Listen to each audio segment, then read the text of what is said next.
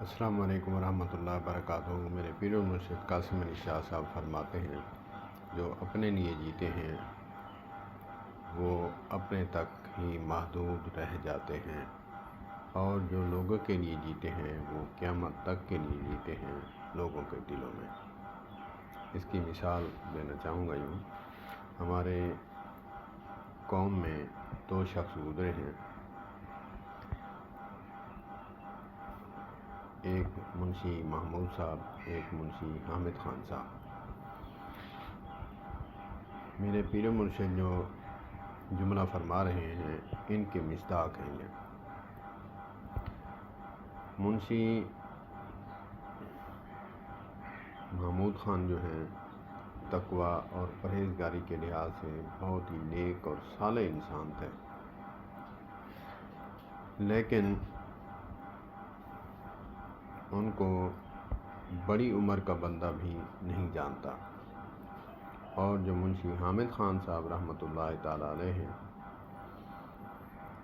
ان کو بچہ بچہ جانتا ہے۔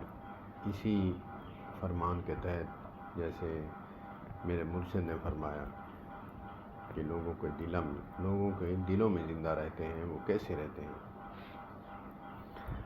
وہ بچہ بچہ ان کو جانتا ہے۔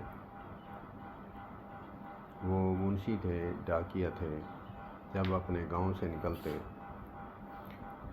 ان کو بڑی عورتیں ہیں یا پھر جوان ہیں، ان کو وہ کہتا کہ بیٹی آپ کا جوتا سلوانا ہے تو میں بازار جا رہا ہوں، اگر کوئی چیز خریدنی ہے تو میں بازار جا رہا ہوں تو میں لیتا آؤں گا۔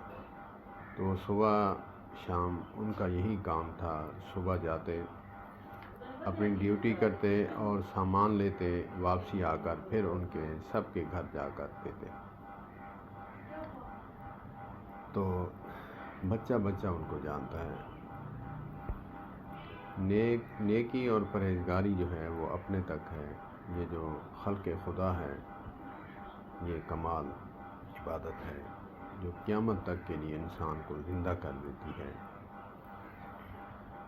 میرے پیر و مرشد قاسم علی شاہ صاحب کا قیمتی جملہ، جو اپنے لیے جیتے ہیں وہ اپنے تک ہی رہتے ہیں، جو دوسروں کے لیے جیتے ہیں وہ قیامت تک کے لیے زندہ رہتے ہیں۔ بات ہے سمجھنے کی، اللہ پاک ہمیں بھی یہ جذبہ عطا فرمائے۔